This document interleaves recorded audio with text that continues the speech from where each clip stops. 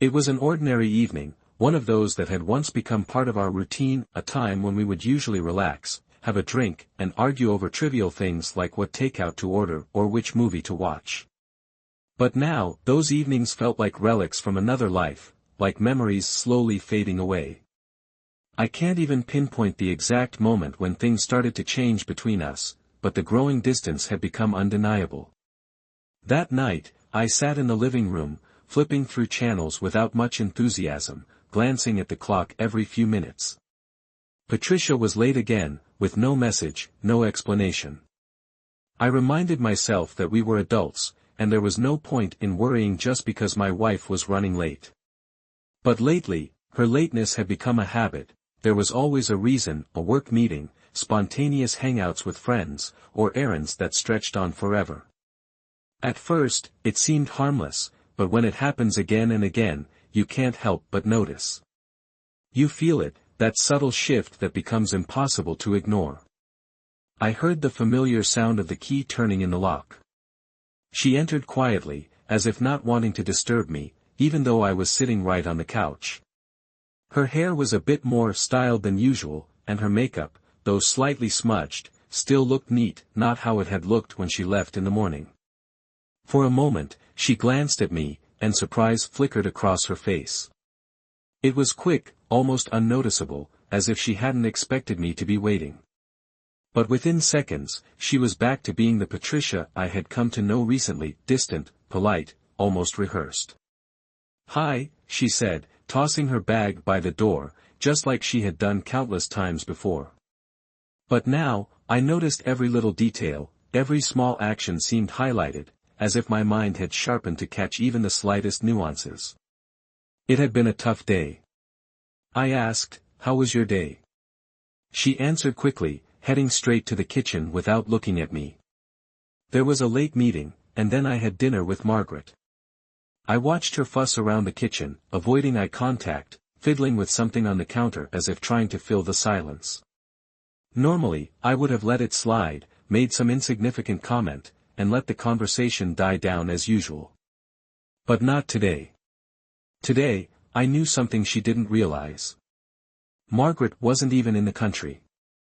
She had been posting pictures from a resort all week.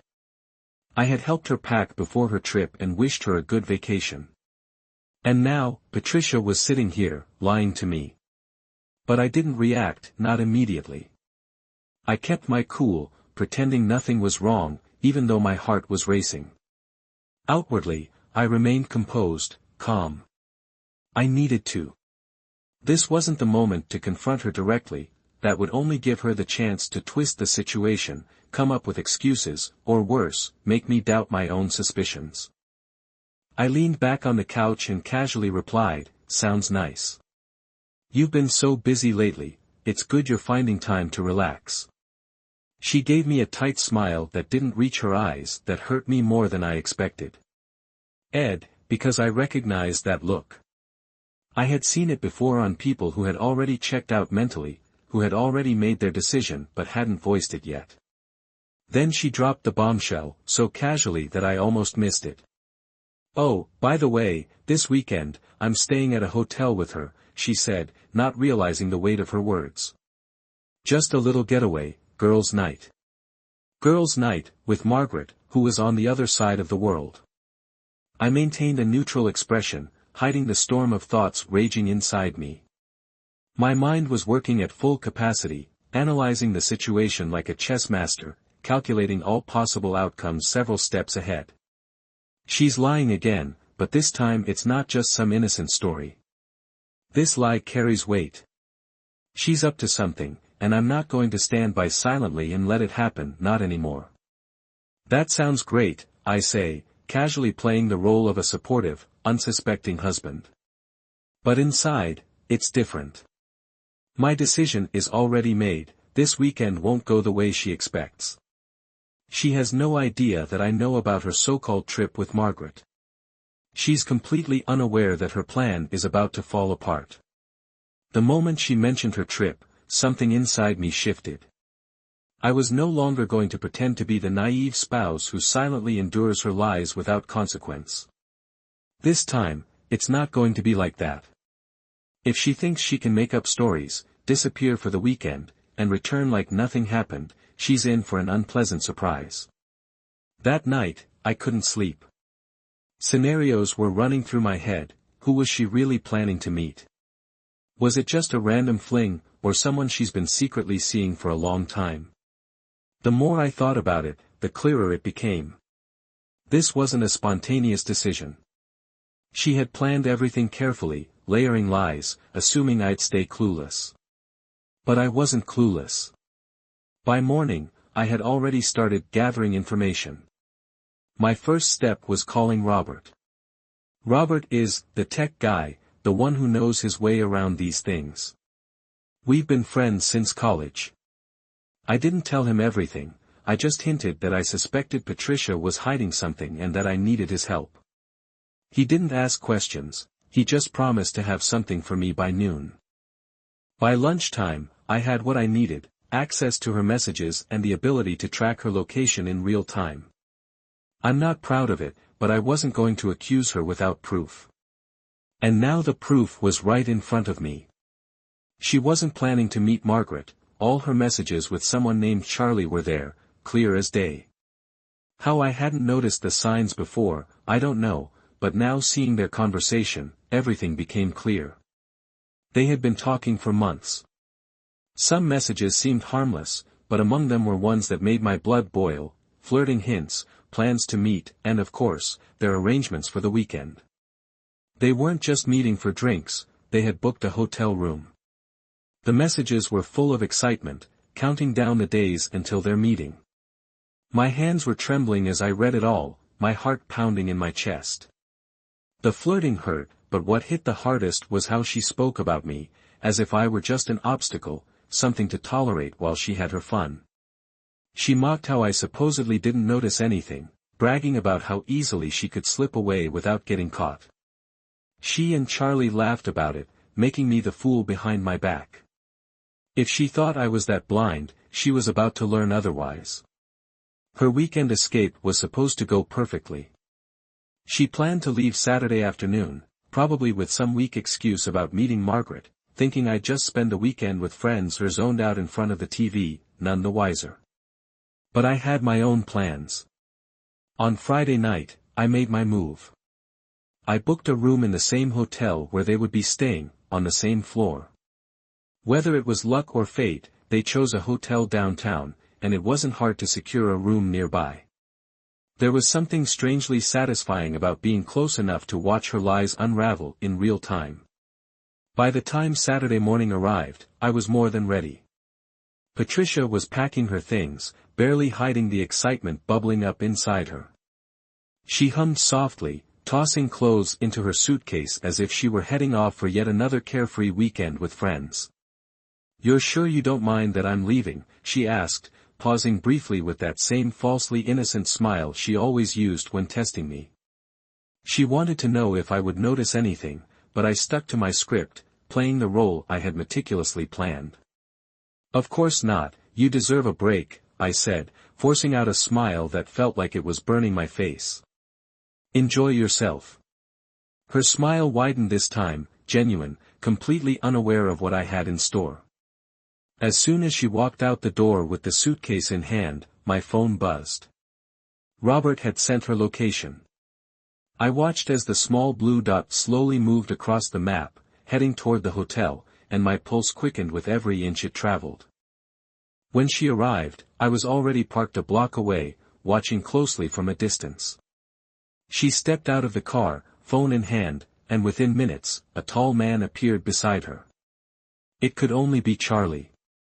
They didn't even bother with pleasantries, immediately holding hands like teenagers sneaking off on a date.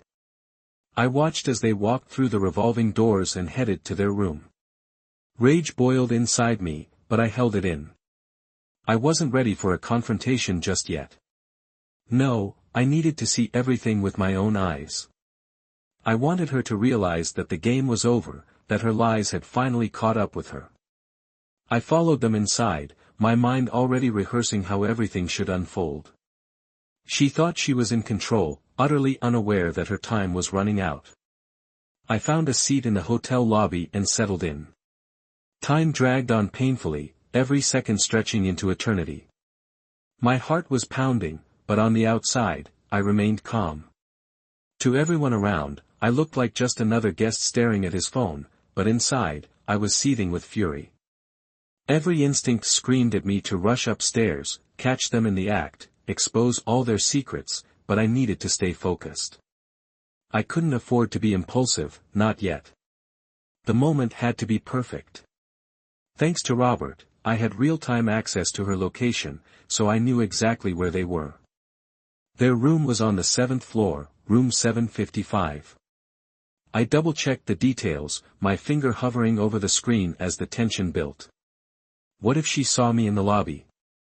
What if they left the hotel before I could do anything? Thoughts swirled in my head, but it was too late to back out. I was ready for this. About an hour after she checked in, I noticed their dots on the map start to move. They were heading to the hotel restaurant. This was my moment. I grabbed the key card to my room, which was just 2 doors down from theirs, and quietly made my way to room 758. I had chosen it specifically for its proximity, close enough to monitor them but not too obvious to draw attention. The thought that she would return to her room completely unaware that I was just a few steps away fueled my determination. I waited about 10 minutes after they settled in the restaurant before making my move. The layout of the hotel made it easy to avoid running into them. My heart pounded in my ears as I passed my room on the way to theirs. From my jacket pocket, I pulled out a small envelope. Inside were copies of all their messages, mockery, whispers, hidden remarks. Everything had been building up over time. I carefully slipped the envelope under their door, a faint smirk flashing across my face. This was just the beginning. It wouldn't end with an awkward conversation. I needed more than just to make her uncomfortable. I had to see her betrayal with my own eyes. So, I booked a table at the same restaurant where they planned to have dinner.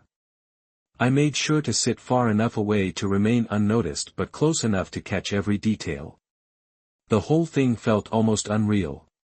There I was, calmly sipping my drink, watching my wife laugh, flirt, and joke with another man as if it was the most normal thing in the world.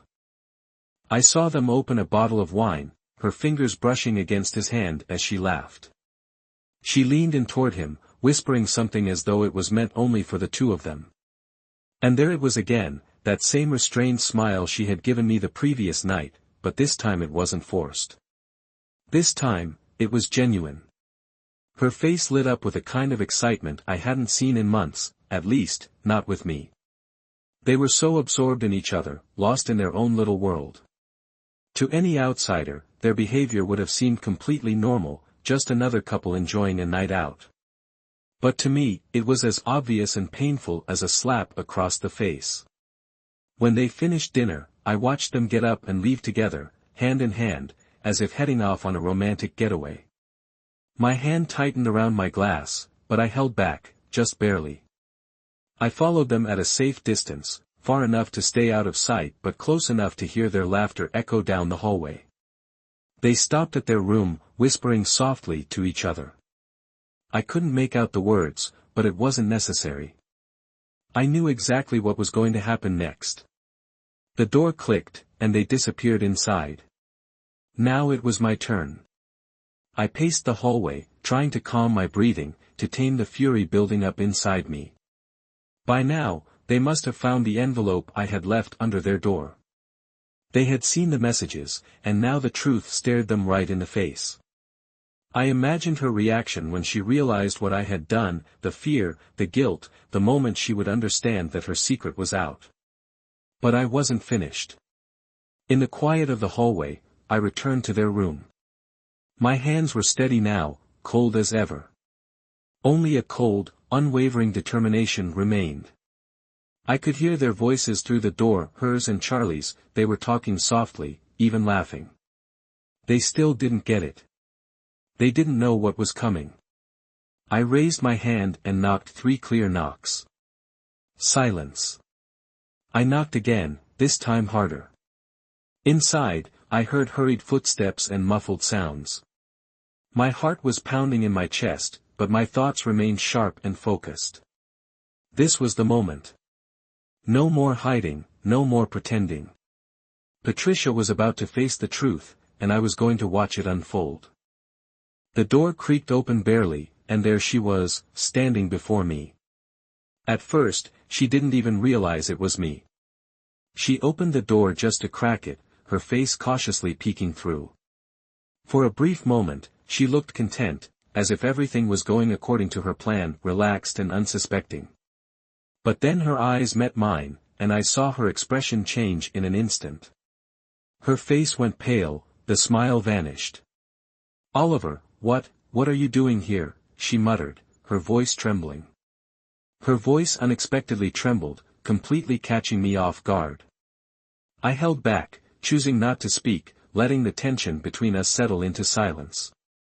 She quickly glanced around the room, probably checking if Charlie was still hidden, as if what had already come to light could somehow still be concealed. The fear in her eyes unfolded slowly, like a disaster in slow motion, inevitable and beyond control. This time, she couldn't take charge of the situation, she couldn't twist the narrative to suit her, not now. She slipped into the hallway, almost closing the door behind her, leaving it slightly ajar as if that small gesture could erase everything I had just seen. "Oliver, let me explain," she began softly. Her voice was barely audible, as if she were trying to keep the moment as discreet as possible, likely hoping Charlie would stay out of sight. She reached out and gently touched my forearm, as if her touch could soften the blow, or she could somehow wriggle out of this disaster, like she had so many times before. "Go on," I finally said, my tone cold and distant. "I'm listening." Her eyes blinked rapidly, her lips moved, but they couldn't form coherent words. Like a fish gasping for air on the shore, she had nothing, no prepared excuse, no story to wriggle out of the lie this time. I had left her no room to maneuver. "Listen, it's not what you think," she muttered, her voice trembling as she tightened the belt of her robe. Though it was pointless, everything had already been exposed. "We were just talking," she added. "It's complicated, please let me explain." "Complicated?" I interrupted, feeling the anger rising inside me. Though my voice remained calm, inside a storm was brewing, ready to erupt. "Complicated is losing your wallet or arguing over something trivial. This," I pointed to the slightly open door, "is simple, Patricia. You lied. You planned all of this with him. What's complicated about that?" Her face twisted in fear, not fear of me, but fear of the inevitable, of the collapse of the illusion she had worked so hard to maintain. "Oliver, please, it's not what you think. I was going to tell you, I just..." She faltered, searching for words that no longer existed. From the room came a faint sound. Charlie, the man at the center of all this, wasn't going to remain hidden for long. He was likely standing by the bed, listening to everything, knowing there was no way out of this.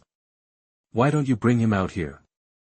I said louder now, so Charlie would know there was no point in hiding anymore. "No sense playing games, Charlie. I know everything." Patricia's eyes widened in horror. "Oliver, don't," she started, but it was too late. I pushed her aside and threw the door open. And there he was, Charlie, in his early 40s, tall, dark-haired, standing awkwardly in jeans and a t-shirt, as if this were some carefree college romance and not the destruction of a 39-year marriage. His face was pale, his mouth slightly open, as if he were about to say something, but the words never came. He just stood there, frozen, looking at me like a deer caught in headlights. The room looked exactly as I had expected, a luxurious room with its enormous bed and their luggage carelessly tossed in the corner. This was undeniable evidence of the truth they had so desperately tried to hide.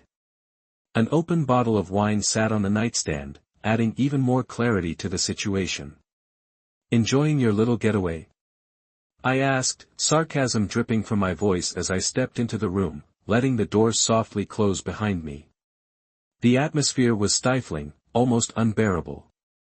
Charlie stood frozen, caught in the moment. His eyes darted between me and Patricia as if silently begging her to fix the nightmare they had created. But she was just as lost as he was, her face reflected utter confusion. I don't know what she told you, Charlie mumbled, his voice trembling. His hands were raised as if in surrender, a classic stance of a man who knows he's been caught. But this wasn't enough.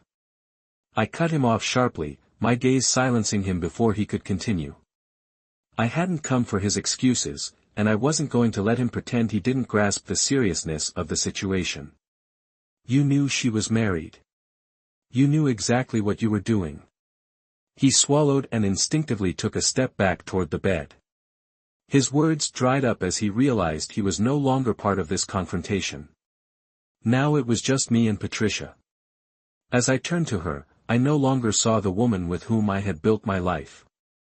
That person was gone, replaced by a living embodiment of lies and betrayal. She didn't cry, she didn't beg for forgiveness.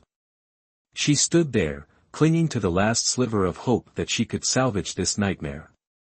Did you plan all of this? My voice dropped to a quiet, almost inaudible tone, but every word cut like a knife.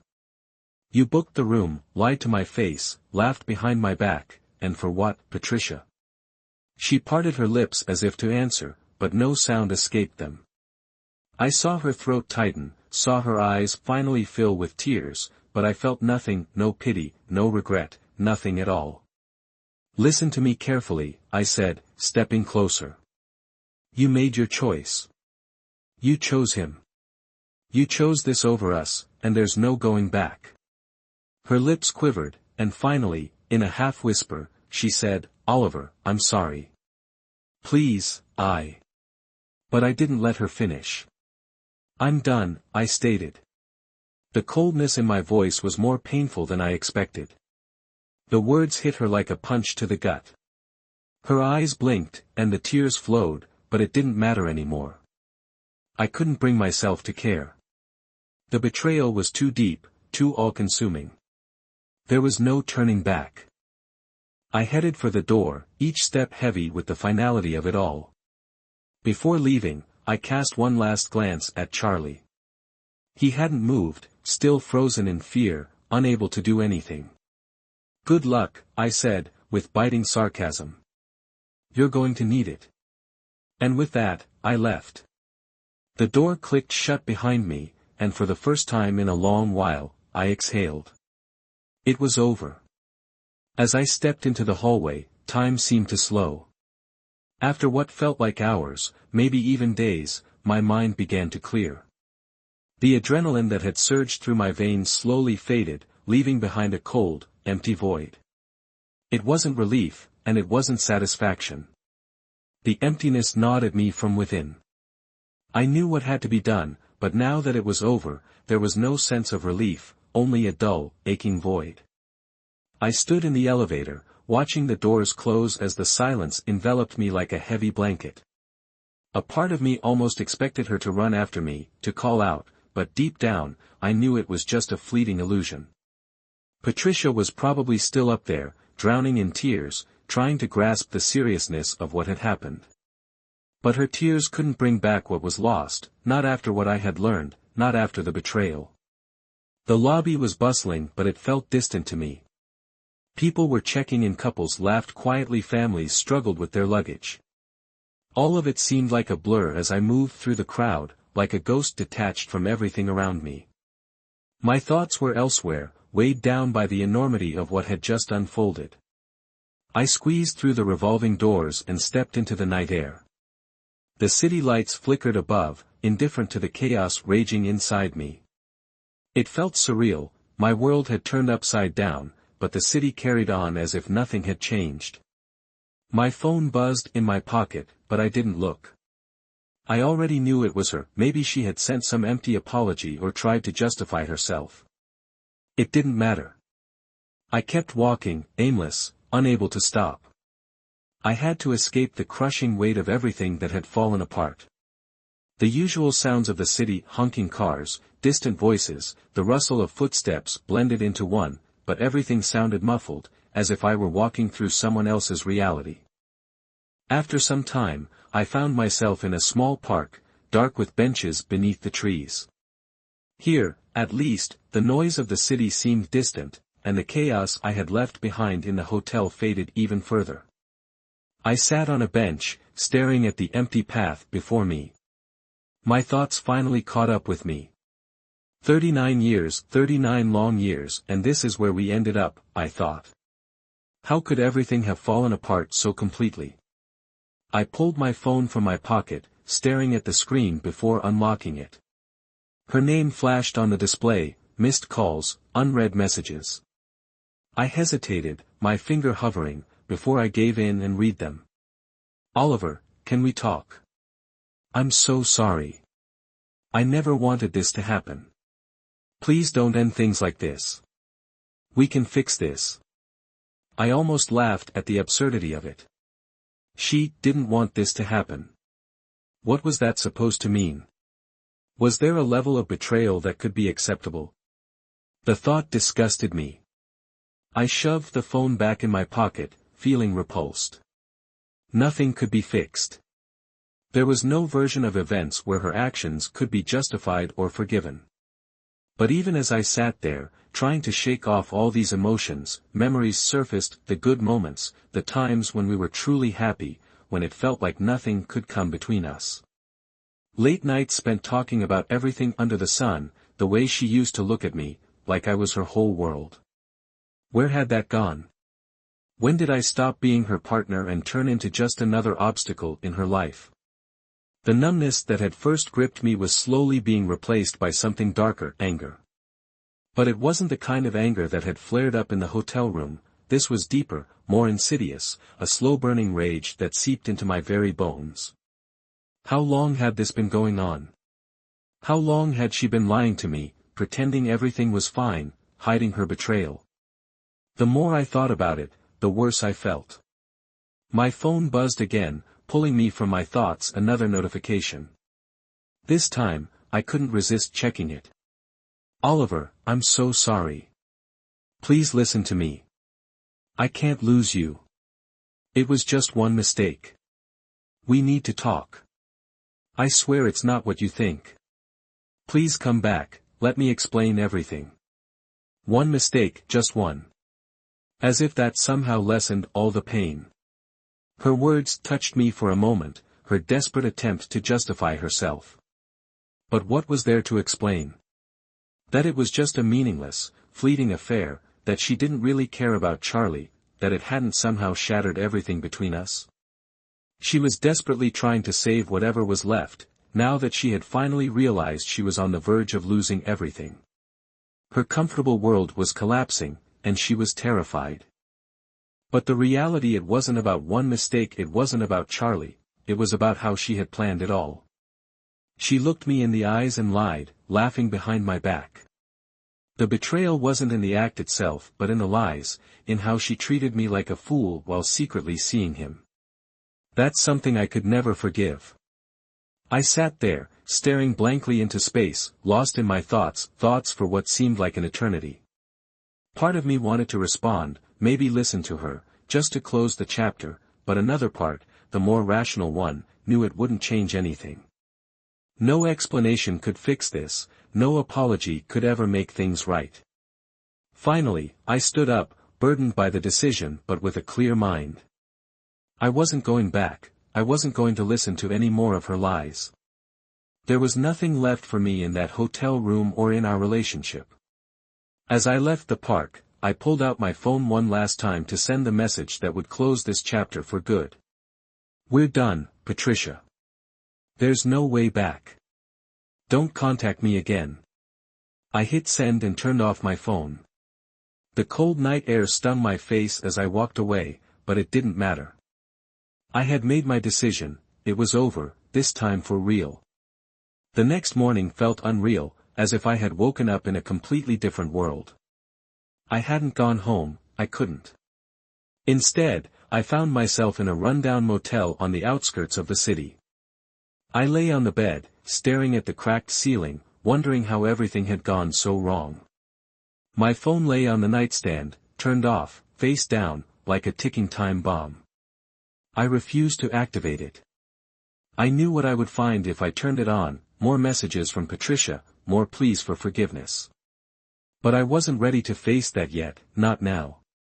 The room felt stifling, the air heavy with everything that had happened the night before. I needed to get out, clear my head, before my thoughts consumed me entirely. So, I got dressed, grabbed my keys, and left. No destination in mind, just driving, letting the sound of the engine drown out the noise in my head. Outside, the world went on as usual, as if my personal disaster didn't exist. People went about their daily routines, kids waited for buses, stores opened, couples walked hand in hand as if it were just another ordinary day. It felt like a dream, as if the ground had disappeared from under me while the world around kept moving forward, oblivious to the turmoil inside me.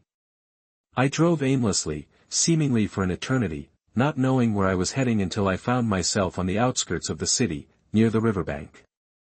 I stopped, got out of the car, and sat on a bench overlooking the calm flow of the water. The river flowed in a steady rhythm, completely unlike the storm of emotions raging inside me. I watched the water, hoping that its calmness would somehow seep into me, that it could ground me in this inner chaos. But no matter how hard I tried, I couldn't silence the thoughts I'd been running from ever since I left the hotel room. How long had it been going on? How many times had she lied to me, looking straight into my eyes, pretending everything was fine, betraying me with him? Or was Charlie just the last in a series of affairs? Could it have lasted much longer than I ever suspected? My head swirled with endless questions, each one only amplifying the growing sense of horror. The uncertainty was suffocating, it consumed me, feeding my paranoia. My thoughts drifted back to our wedding day. It was a modest ceremony, just close friends and family, but it was perfect in its simplicity. I remember looking at Patricia, radiant in her dress, convinced she was mine forever, that what we shared was unbreakable. I believed in us. She smiled warmly as she said her vows, the very vows she later shattered. She lied with the same eyes that once promised love and loyalty. Now, I couldn't recognize her. The hours dragged on, and I tried to make sense of it all. What was I supposed to do now? Divorce seemed inevitable after this. There was no going back, no matter how many apologies she offered, no matter how many tears she shed. I knew deep down that I would never be able to trust her again. She had destroyed something fundamental between us, something irreparable. But the thought of tearing apart the life we had built, unraveling years of shared memories and experiences, hurt far more than I had expected. I didn't have the strength to think about lawyers or how to end all of this. I knew only one thing: I couldn't go back to what was not after this. After what felt like hours, I finally pulled my phone out of my pocket and turned it on. The screen lit up, flooded with notifications, missed calls, messages, voicemails, all from her. Each one felt like a punch to the heart. I scrolled through them, barely registering the words, "Oliver, please let me explain. I'm so sorry, you have to believe me. We can fix this. Don't destroy everything over one mistake." One mistake, that's what she kept calling it, as if it were something small, something that could be erased with enough apologies. But it wasn't just a mistake, it was a conscious decision, a chain of decisions that drove a wedge into our marriage. She chose him, she chose the lies. Now she was scrambling, trying to fix what couldn't be fixed. One message stood out from the rest, sent just a few hours ago: "Oliver, please, I'm home. I can't stop crying. I don't know what to do without you. Please come back, we need to talk. I'm begging you."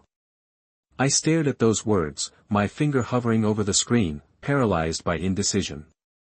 She seemed broken, even destroyed, and despite everything, a small part of me, the part that had loved her deeply for so long, hesitated. A part of me, the part that had relished all those moments of laughter and the times I believed we were invincible, almost wanted to turn back. Almost. But I couldn't. Deep inside, I knew there was no way back. There was no longer an us, not after everything that had happened. I let the phone slip from my hand onto the seat next to me and sat still, staring blankly at the dashboard. Gradually, the weight of reality began pressing down on me. I wasn't going back to that house.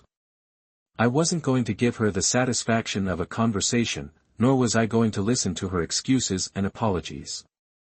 They would be nothing more than empty echoes. There was nothing left to talk about. Eventually, I started the car and drove back to the city. I didn't know where I was headed, but sitting there in the silence had become unbearable. As the car hummed along, my thoughts shifted to practical matters, moving out, finding a lawyer, starting the process. All those logistical details that I would soon have to deal with. But as I thought about them, it was as if I were watching someone else's life, like I was an outsider in my own reality. But this was real. When I pulled into my driveway, the daylight had already softened, and shadows had begun to stretch across the yard. I didn't want to go inside, I didn't want to face her, but I had to gather my things. This had to be final. The front door creaked as I opened it, and almost instantly, I heard her soft, muffled sobs from the living room. She hadn't noticed me coming in, and I paused for a moment, watching her from the doorway.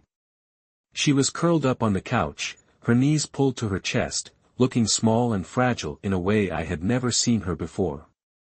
She no longer resembled the Patricia I once knew. Now she was a stranger, a shadow of the woman I once thought I loved. When she finally realized I was there, her head jerked up, her eyes swollen and red from crying, met mine. "Oliver," she whispered, her voice barely audible. There was something in her gaze as if I were her only connection to the world, the last thing keeping her from falling apart. But I didn't move, I didn't say a word. I just stood there, looking at her, feeling nothing. "Please," she whispered again, rising unsteadily, her hands trembling as she reached out to me. "Please don't leave." "I can't," her voice broke. "I don't know what to do without you. I made a mistake, but I love you, Oliver. I love you so much. We can fix this, we can get through this, please." I slowly shook my head, deliberately. "There's nothing left to fix, Patricia." My words hit her like a physical blow. She collapsed back onto the couch, burying her face in her hands, her sobs growing uncontrollable. I should have felt pain, seeing her like that, it should have torn my heart, but it didn't. I felt only a cold, brutal certainty that this was truly the end.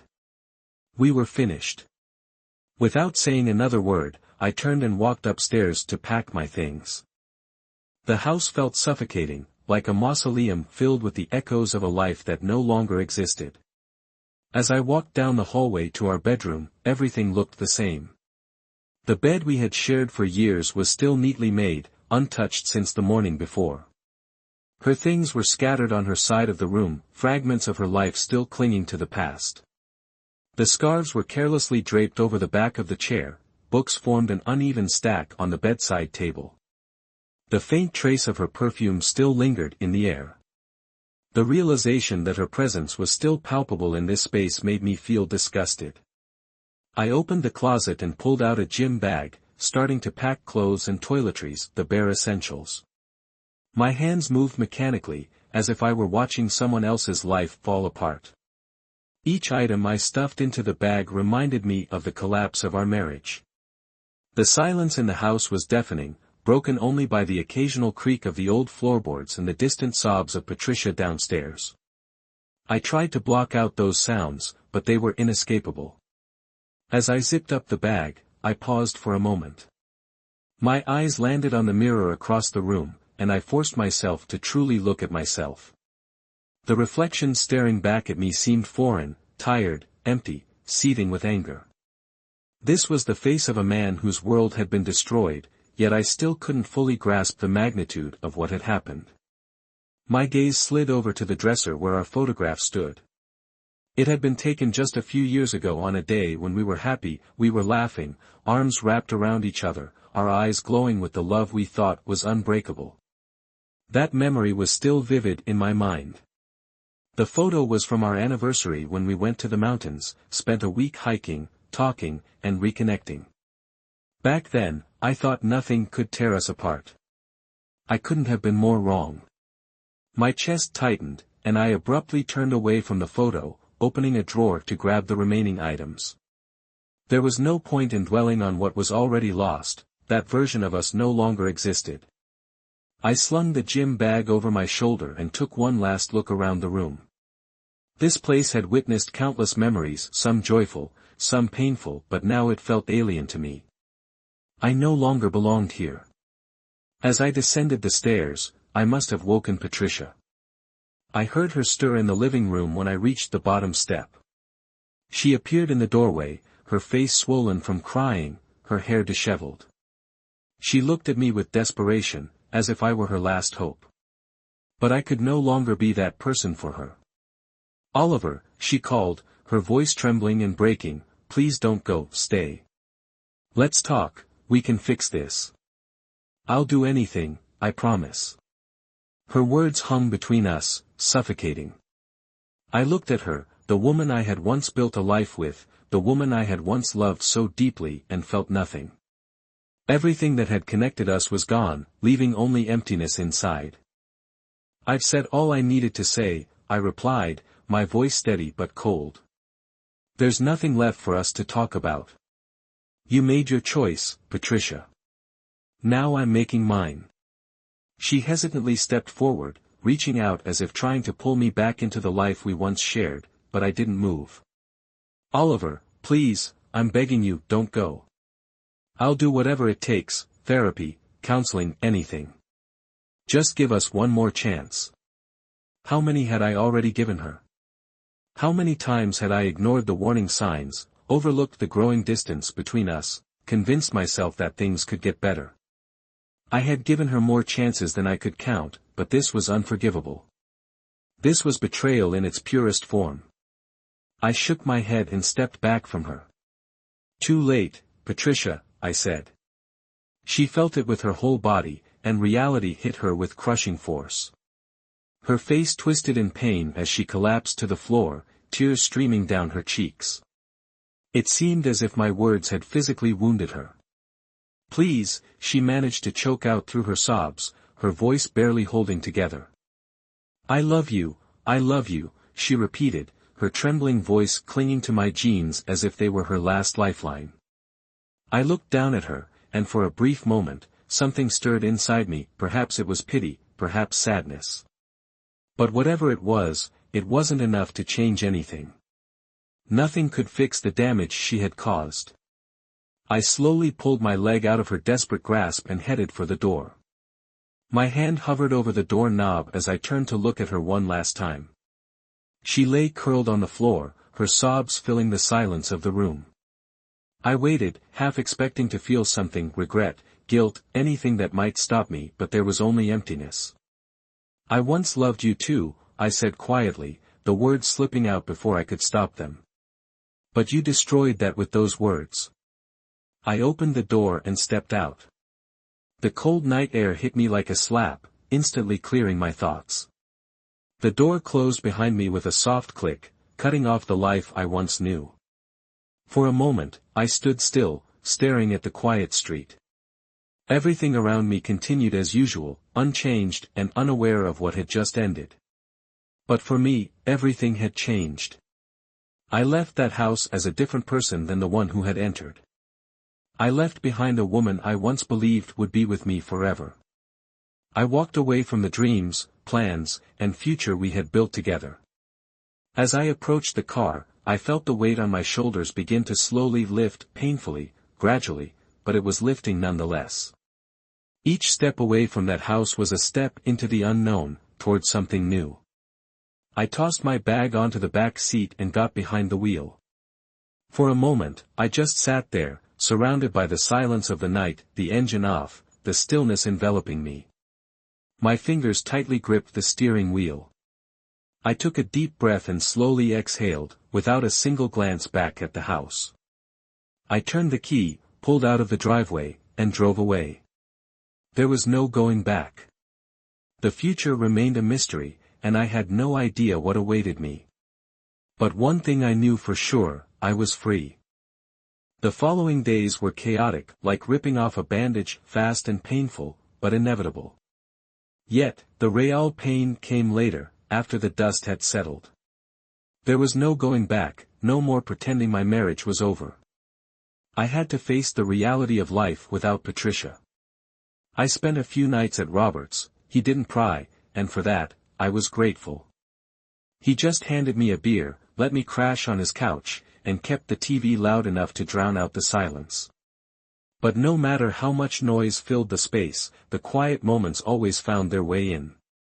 Lying on his old couch, I stared at the ceiling, my thoughts spinning in an endless loop. It all came back to Patricia. How had everything gone so wrong? What could I have done to prevent it? Why hadn't I noticed the signs earlier? In the end, I couldn't avoid the practical matters any longer. I had to deal with the house, the bills, and the life we had built, which now had to be dismantled piece by piece. I knew I couldn't hide out at Robert's forever. On the 5th day, I mustered up the courage and called a lawyer. That's when it all became painfully real.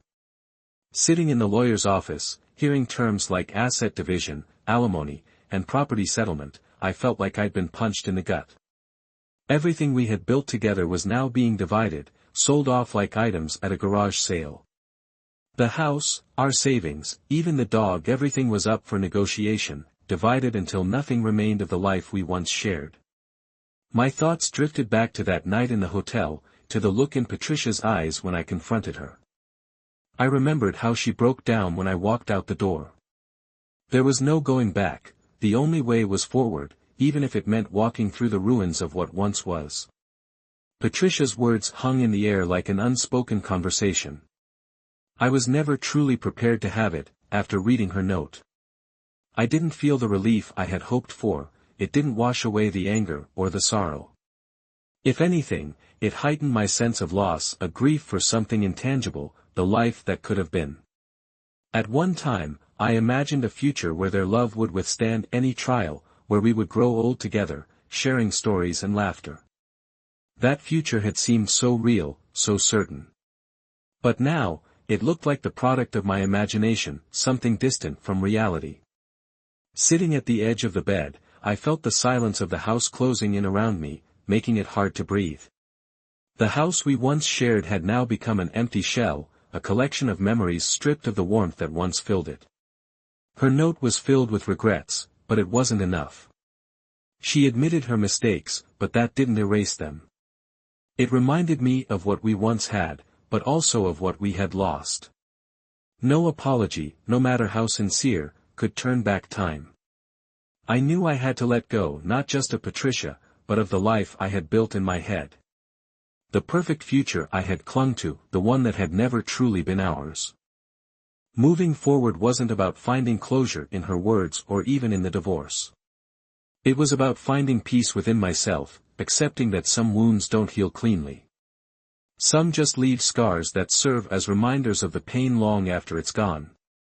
Standing up from the bed, I folded the note and tucked it into my jacket pocket. I wasn't sure why I kept it, maybe it was part of the process, part of saying goodbye, not to her, but to the life we had once imagined. Now, all I could do was leave the house, leave the memories, and try to move forward, even if it felt like walking through quicksand. There would be no perfect ending, no sense of victory or triumph, just a slow, painful process of healing, step by step. For the first time, the road ahead didn't seem so terrifying. It stretched out before me, vast and full of possibilities. For the first time in a long while, I felt like I could take a deep breath. I didn't know exactly what awaited me, but I was sure of one thing, I was ready to face whatever came next. When I went to see our children, I told them that their mother had destroyed our 39-year marriage, which shocked them. My daughter convinced me to stay at her family's home so I could recover and spend more time with my grandchildren. 3 months later, the pain of betrayal began to subside, but something terrible happened. Patricia suffered a stroke. She was in critical condition and needed care, but I didn't care, that was her punishment. My friend, and this is the end of the story.